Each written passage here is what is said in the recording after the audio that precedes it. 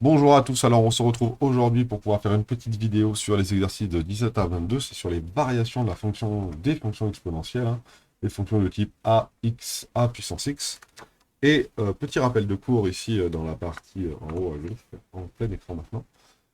Si on a un nombre a qui est compris entre 0 et 1, alors on a a de x, donc la fonction a puissance x qui est décroissant, et si on a un a qui est compris entre supérieur à 1, donc on a la fonction qui est plutôt croissante.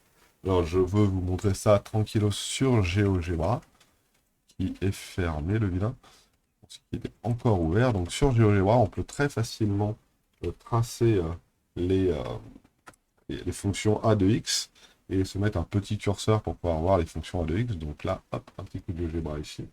Je vais mettre un petit curseur qui s'appelle a ici. Voilà. Ce a, il va être compris donc entre 0 et 5 par exemple, entre 0 et 5. Voilà. Et je vais donc pouvoir faire varier ce a. Peut-être mettre entre 0 et 2, ça peut suffire. Entre 0 et 3, ça peut suffire. Voilà.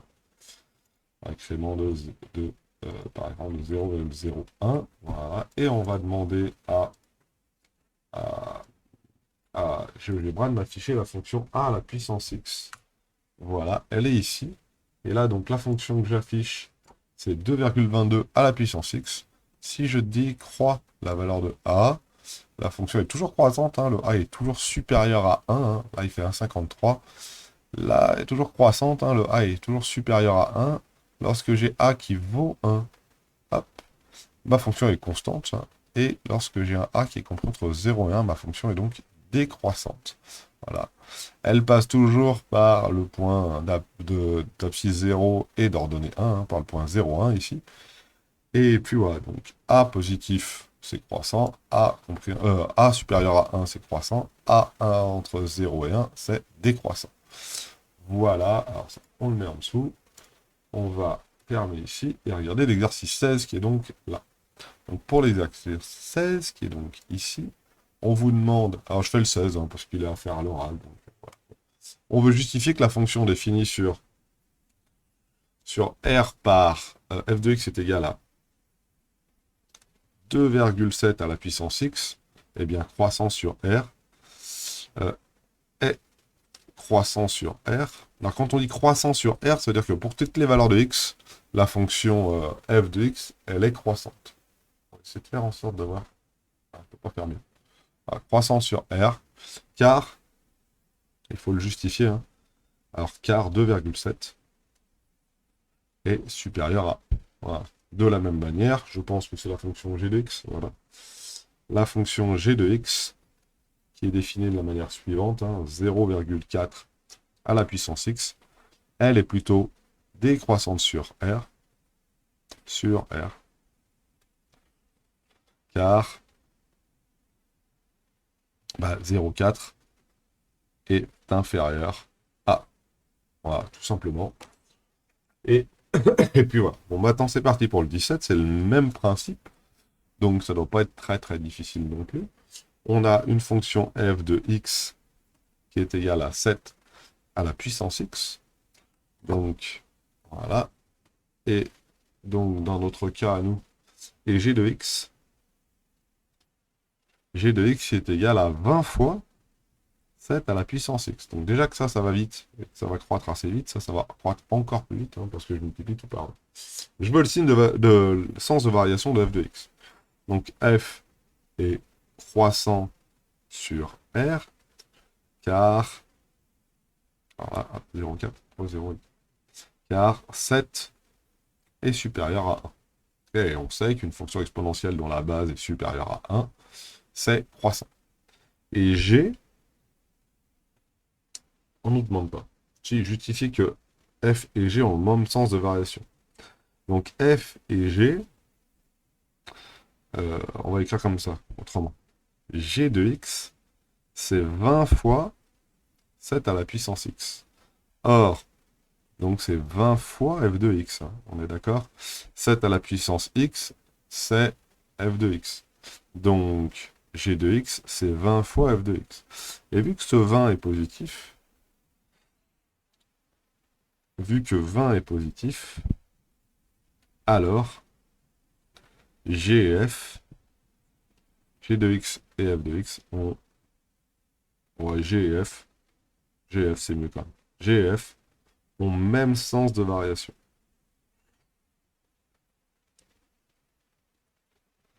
Et oui, c'est normal, si je multiplie par un nombre positif une fonction, ça ne va pas changer son sens de variation. Regardons un petit peu.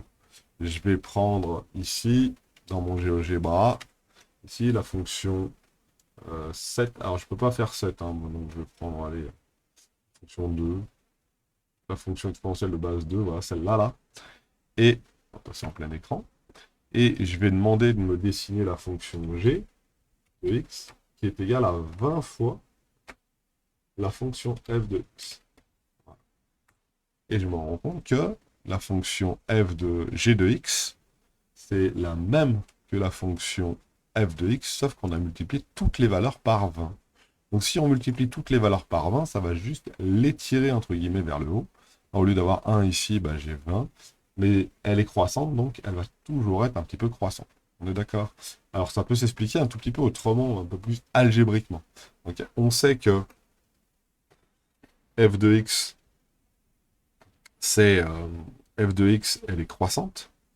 Donc si f est croissante, si on a deux nombres a et b, on sait que f de a est inférieur à f de b si a est inférieur à b.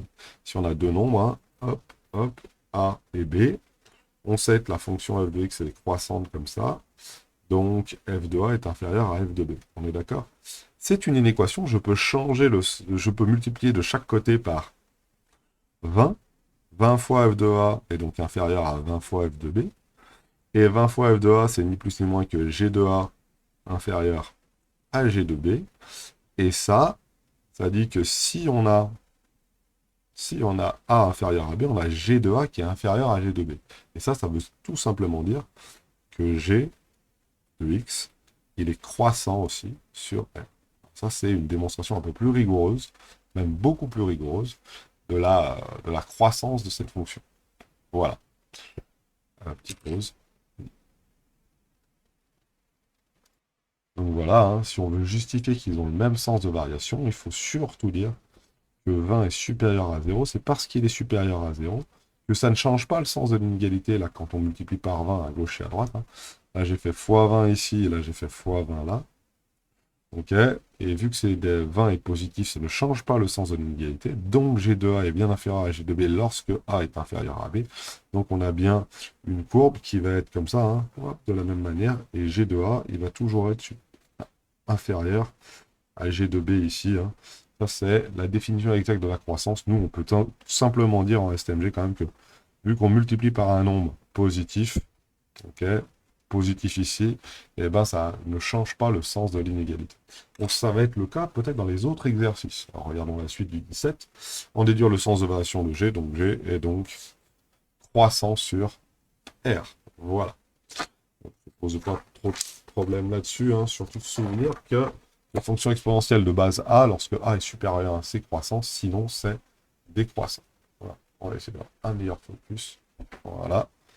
Et c'est parti pour la suite. Le 18.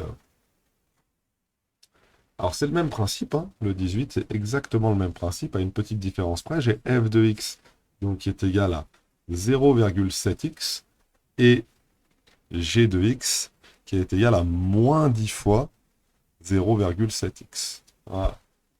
C'est cette puissance x. Okay. F de x, c'est 0,7 à la puissance x, et g de x, c'est moins 10 fois 0,7 à la puissance x. Donc déjà, on peut nous demander de la même manière de justifier le sens de variation de f. Là, f est décroissant sur r, car 0,7 est compris entre 0 et 1. Voilà. Donc, vu que 0,7 est compris entre 0 et 1, f, c'est la fonction exponentielle de base 0,7. 0,7 est compris entre 0 et 1, donc hein, 0,7 puissance x est décroissant, donc f est décroissante. Hein. Ça, je me répète. Hein. Elle est décroissante sur r. Hein. J'en rajoute des tonnes. Voilà. Pour le petit 2, de la même manière, attention, cette fois-ci, moins 10 est négatif. Donc on multiplie toutes les valeurs de f par moins 10. Donc ça va changer le sens de variation. Donc on peut écrire de manière très rigoureuse, si on a A qui est inférieur à B, f de A est supérieur à f de B, car f est décroissante. Alors là, on peut faire un petit schéma, hein. Je prends un A ici, je prends un B ici. F de A est situé ici. F de A va être situé, excuse-moi, un peu plus haut. Voilà, on va mettre F de B. Voilà. Si j'ai une fonction qui est décroissante comme celle-ci, on a bien F de A, qui est ici, qui va être supérieur à F de B. Si mon petit a est plus petit que le petit b, alors F de A est plus grand que F de B. Okay.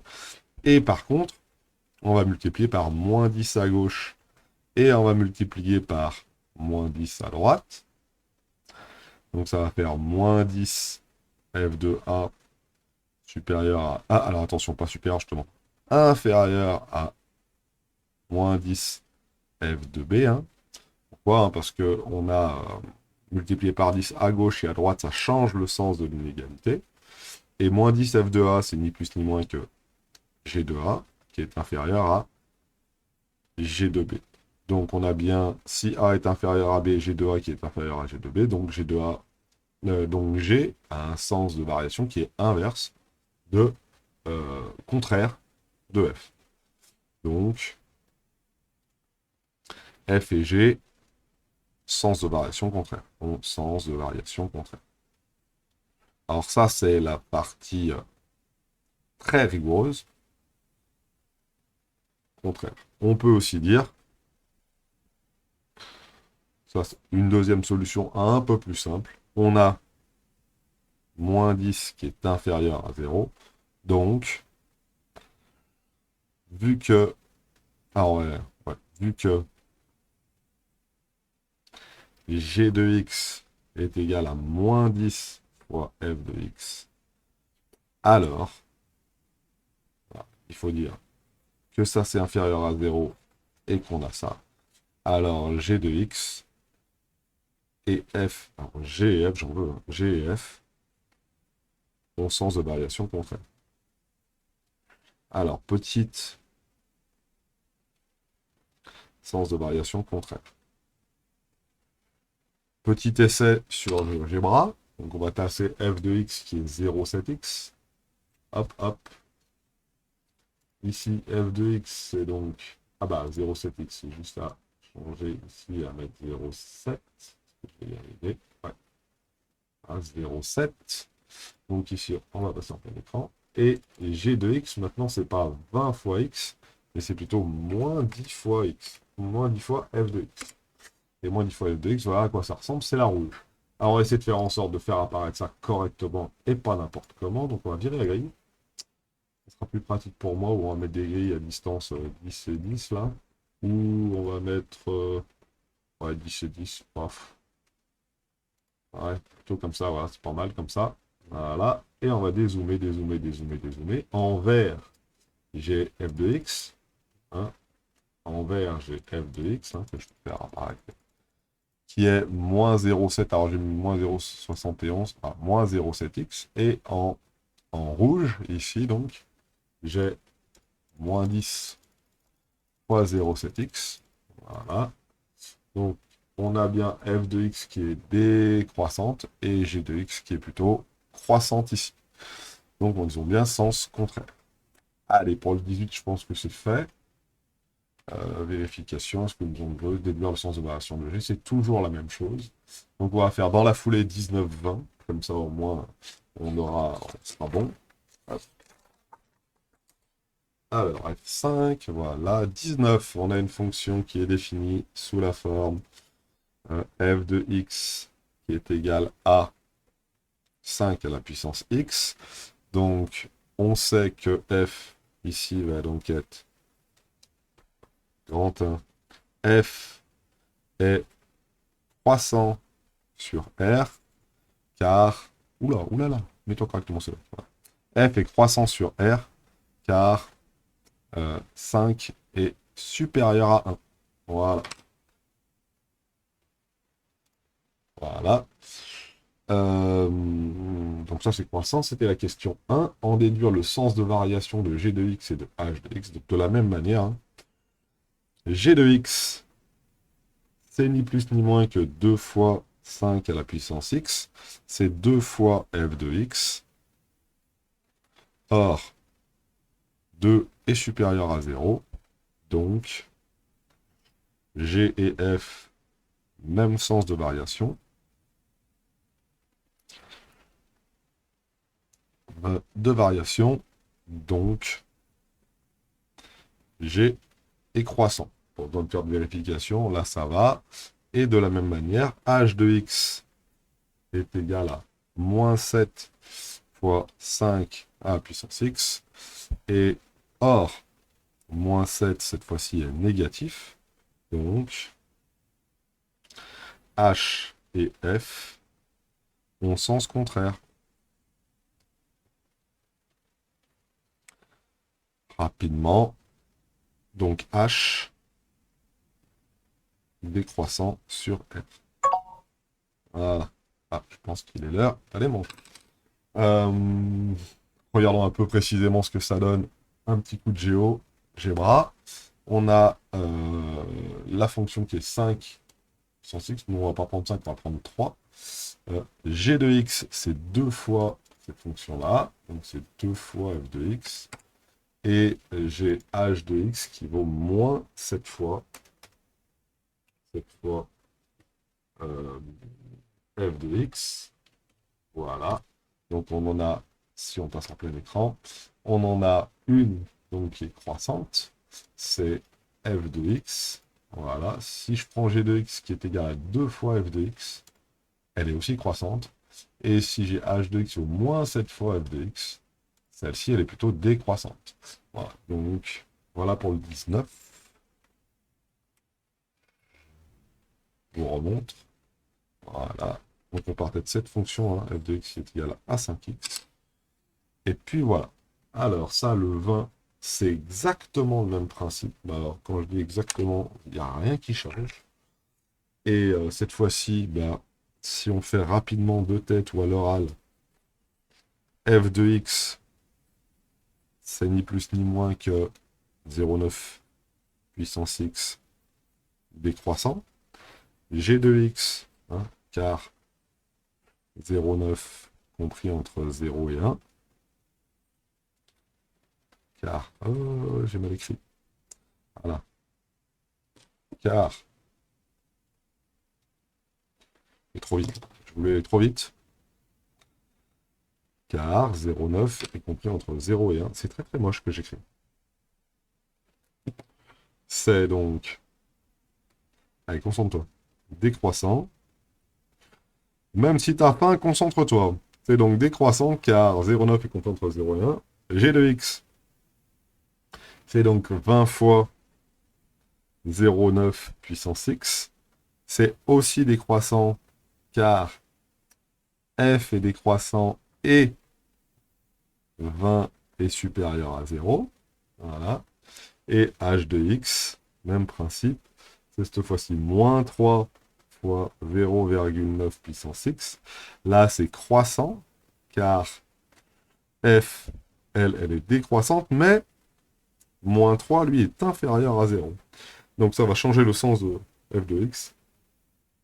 F de x et h de x, il va être de sens contraire, sens de variation contraire de f. Donc si f est décroissant, h est plutôt croissant. Voilà. Le 21, derrière, on nous donnait des courbes et on nous demandait de reconnaître la courbe en fonction de la couleur, celle qui représente F et celle qui représente G. Donc si je regarde correctement les deux courbes, j'en ai une qui est rouge, qui est décroissante.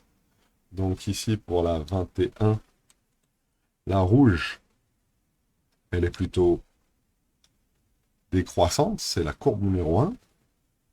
Et la bleue, la verte, oh là là, la verte, elle est plutôt croissante, c'est la courbe numéro 2.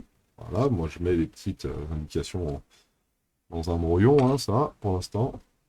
Et la fonction f, elle, f de x, c'est plutôt 3 puissance x et 3 est supérieur à 1, donc f croissante. Donc, ça serait plutôt C2, parce que C2, elle est croissante. Voilà. Et G de x, c'est 0,3 puissance x, et 0,3 est compris entre 0 et 1. Donc, G est plutôt décroissant. Donc, ça serait plutôt la courbe numéro 1. Voilà.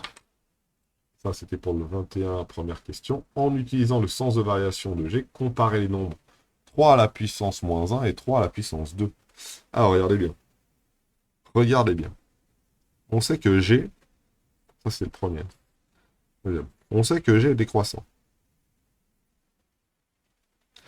Que G est décroissant. Ça veut tout simplement dire une seule chose, ça que G est décroissant, ça veut dire que si je prends deux nombres, un plus petit que l'autre, alors on a la chose suivante, G de A qui va être supérieur à G de B. Alors ça, si ça vous gêne, n'hésitez pas à vous faire un petit schéma. J'ai deux nombres, A et B, ici. A est plus petit que B. Et G est décroissant. Donc si G est décroissant, G de A ici, là, il va être bien plus haut que G de B. Donc G de A ici, je n'ai pas assez de place pour l'écrire. Et G de B ici en dessous. Voilà, G de A, il est bien plus haut que G de B. Donc si A est inférieur à B, G de A est inférieur à G de B. Regardez bien ce qu'il nous demande de comparer. Il nous demande de comparer 0,3 puissance moins 1 et 0,3 puissance 2. On a bien moins 1 qui est inférieur à 2. Okay, et ça veut dire quoi? Si je prends G de A, G de moins 1, c'est quoi?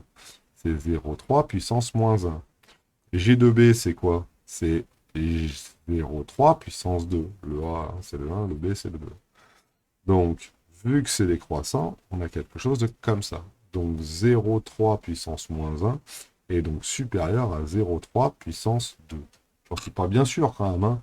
Il me semblerait que ça soit une énorme bêtise que j'ai écrit ici. Eh bien, vérifions à la calculatrice. On prend la calculette, ici. On va dans le menu. On va ici. Et 0,3 à la puissance. Alors, la puissance, je vous rappelle, c'est ici. Moins 1. Ça vaut 3. Et 0,3 à la puissance 2. Ça vaut 0,09. Donc, on a bien celui-ci qui est plus grand que celui-là. Voilà, ça vaut environ 3,3333333. Et ça vaut environ, c'est même égal, hein, à 0,09. Voilà, tout simplement. Voilà pour le 21. Et je crois bien qu'il nous reste le 22. Donc avant d'aller manger, nous allons faire le 22. Est-ce qu'il y a d'autres questions peut-être? D'autres questions sur le 21?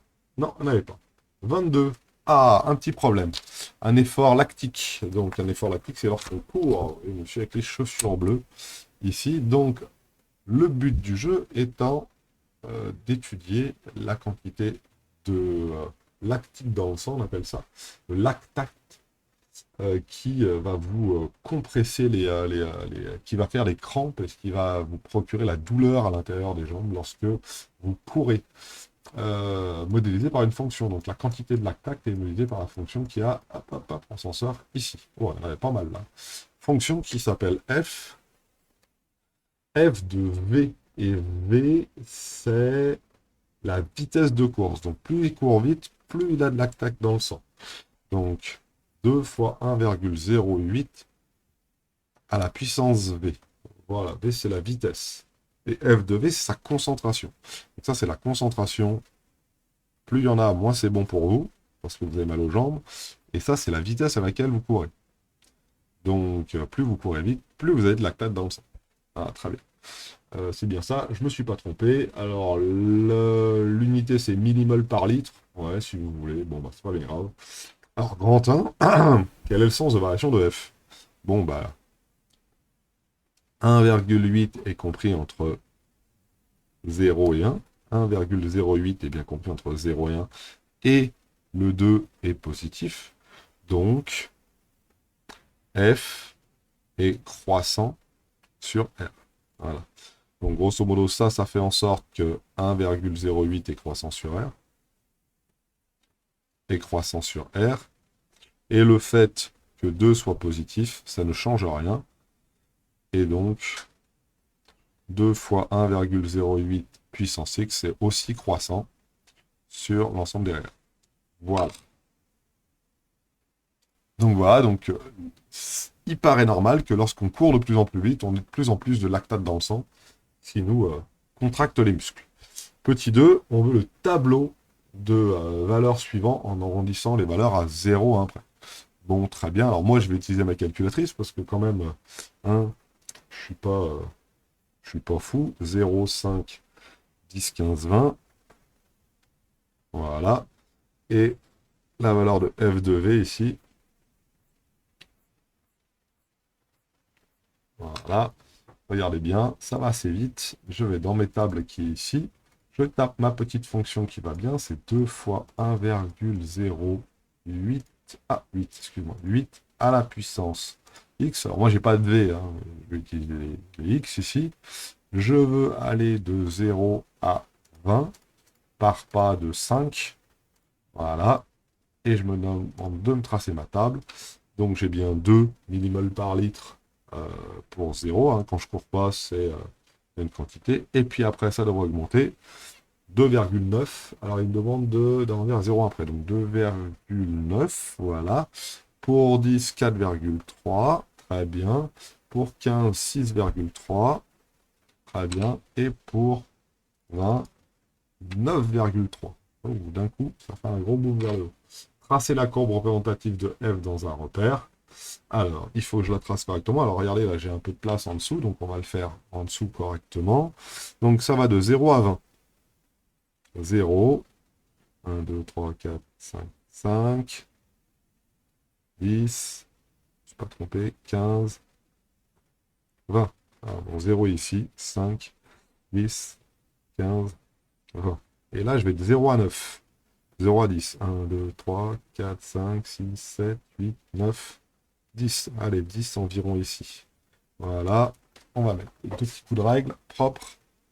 On peut prendre 5 minutes pour pouvoir tracer ça correctement. Hop là. Donc le 10 est ici. Hein. 10 est là. Et 10 est là. Alors moi j'ai les carreaux. Je ne sais pas si les carreaux se voient bien à la vidéo, mais voilà. Dans un sens et dans l'autre. Là je suis à 10. Donc lorsque je suis à 0, je suis à 2 par litre de millimol par litre. Pour lorsque je cours à 5 km/h, je suis à 3 millimètres par litre. Donc là, je suis à 2. Là, je suis à 3. Lorsque je suis à 10, je suis à 4,3. Donc 4,3 un peu plus haut. Voilà. À 15, je suis à 6. 1, 2, 3, 4, 5, 6. Et un peu plus haut que 6. Et pour 20, je suis à 9,3. 3 et 3, 6 et 3, 9. 9,3, c'est plutôt par là. Vous voyez que ça ne fait pas une droite, hein, loin de là. Hein. C'est vraiment notre petite courbe qui fait ça, là. Hop, hop, hop, hop. Alors, pour pouvoir accentuer le fait que ça soit une courbe, j'aurais pu prendre une échelle verticale un peu plus haute, hein, 2 fois plus grande. Voilà. Donc ici, je dois être à 4,3 ici. Voilà. Ici, je dois être à etc., etc. Ici, je suis à 9,3. Voilà. 9,3. Très bien. Donc, c'est une courbe qui grimpe, hein. On voit bien monter par là-bas. Et par lecture graphique, je veux la vitesse à partir de laquelle la concentration dépasse 8. Donc le 8 se situe ici. Et donc il va falloir que je vienne sur ma courbe par ici. Et par ici, je tombe sur un point qui est par là. Et ici, je regarde sur un point qui est par là. Ça me donne environ 17 km/h.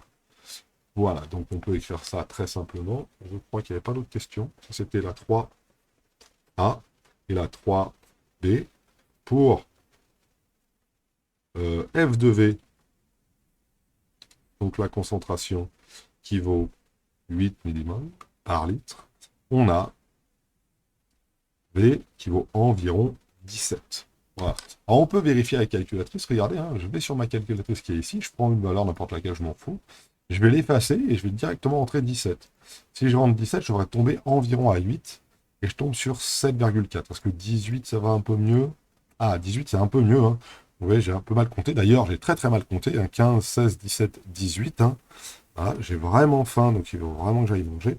C'est pas 17, c'est vraiment 18. Hein, j'ai vraiment mal compté. Quand je prends 18 ici, vous voyez, on tombe sur environ 8. Hein, là, j'ai 7,992. Donc c'est environ 8 millimol par litre. Donc hein, si je fais un petit dessin comme celui-ci, voilà, tac, pour 8 là, je tombe là et je tombe à 18 km/h.